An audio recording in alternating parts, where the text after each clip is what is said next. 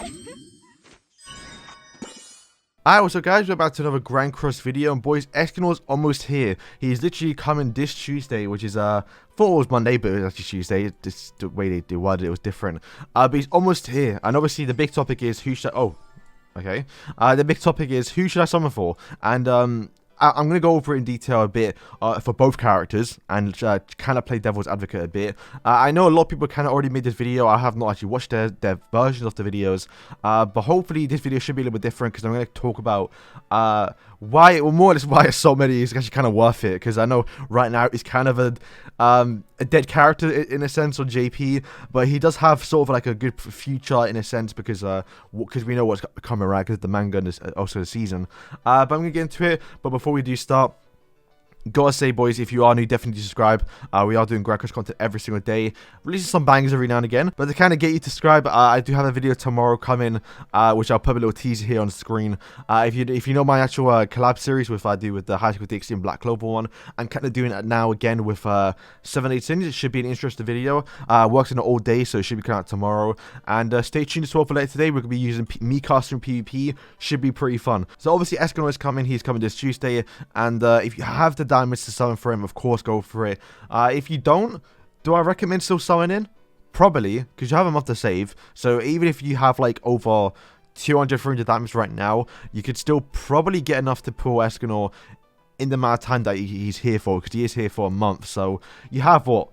Just over 5 weeks to save 900 diamonds. I still think you should get him because he is like the best character in the game. Arguably, probably, yeah. Go for maybe. He's just such a broken character, and the reason why is because you start turn 1, upgrade once with him, he kills turn 2, he kills turn 1, like he kills 1 or 2 people depending on how much defense you load in the DCL, or if you just have a good gear set and you have a really bad gear set. Okay, so I did ask you a lot on my community page today in preparation for this video, who's planning to summon for who, and obviously a lot of you said just one for Escanor, rightfully so, mainly because he's the one coming now. It doesn't make sense to say or skip Escanor because he's just a good character, but I'm going to kind of go over who's better, the team, the banner, and what else is coming in the future, because that's kind of important too. So to start off, who's better? Well, obviously the one's better.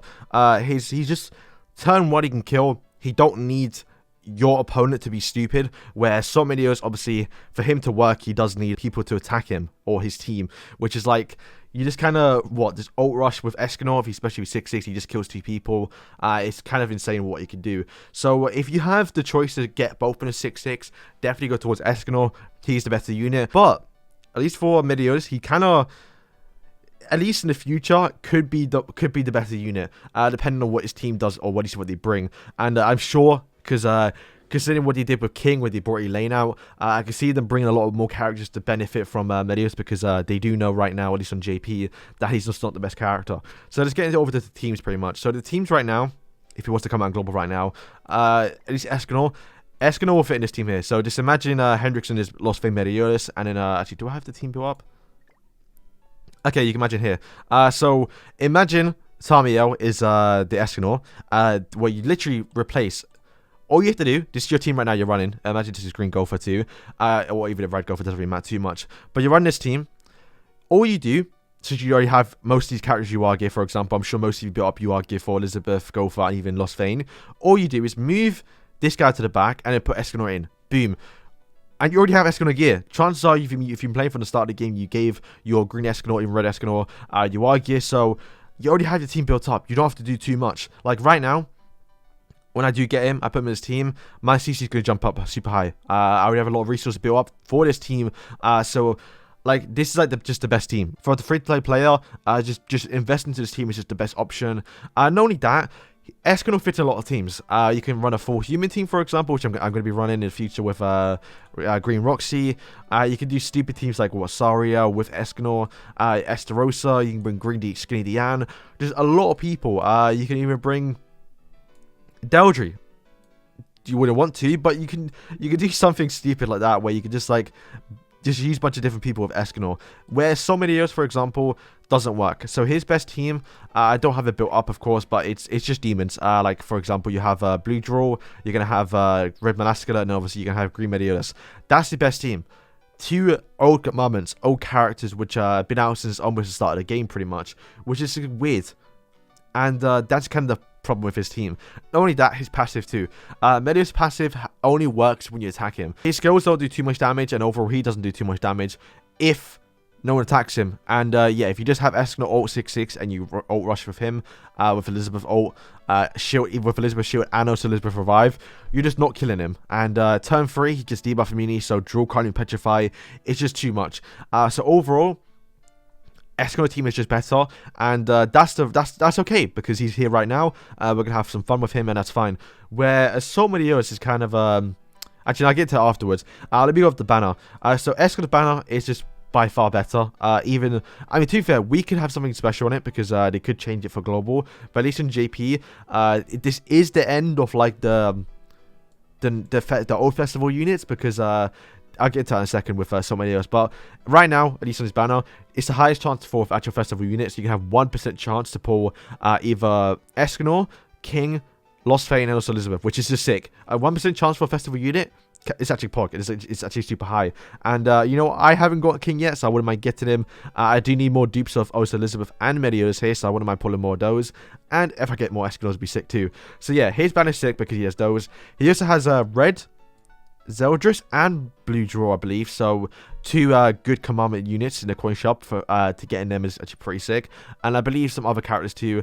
I'll put a screenshot on screen so you can see it, but they're kind of the main things. You don't have the Archangels, which is fine because Meliodas' banner does have the Archangels, but Meliodas' banner is a new type of a banner, a new festival, the Holy War Festival. But Meliodas does have a new banner, which is the new festival, the Holy War Festival banner, where we're going to get Holy War characters, like the end arc stuff for that festival.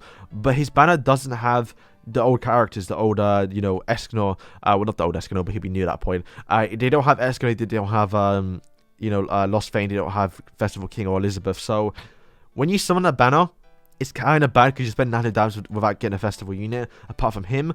So, I can see why people would skip him, because his banner isn't too good. They do have the Archangels, granted, so that's kind of not too bad. When I did my summons, I did get a few of those, so that's kind of sick. They do have every single commandment coin shop character, which is sick too. So if you do summon his team, you are going to get some of a benefit of getting his team with him, which is what he tried doing, but I don't know, man. I did do some summons. You're not going to get every single character, and if I do summon a banner and I don't get blue draw, for example, or even red Melascalar, then I can't use him, which is just super annoying. So yeah, overall, Escanor's banner is better. Right now, Meliodas is going to go shafted. Now, we did think, which is kind of funny, I would have thought that the next demon that came out on JP would make Meliodas better, but it didn't. We got red, was it Blue Derary, who is sort of a decent character, not too great, but what she does is stupid. Her passive is when she gets attacked, she buffs up. Why have they done this? Why did they make another character that buffs up from getting attacked? Like, if you see a red Derary and you see a Meliodas, like a lost Assault Meliodas, why would you attack him? Like, if you attack, you're just going to buff up the whole team. Just ult rush and just kill the whole team. It's mad. I don't know what they're going for. So when we do get a character in the future that does buff up for not attacking, that's when the Assault Meliodas team could be better. But let me go over what's coming, and it's kind of the most important part of the video. Coming very soon is Chandler and Cusack. Most importantly, Chandler. Now, Chandler is the mentor of Meliodas, right? So there's a very, very, very good chance whatever he does in the game is going to be tied towards not only Assault Meliodas, but also Meliodas himself.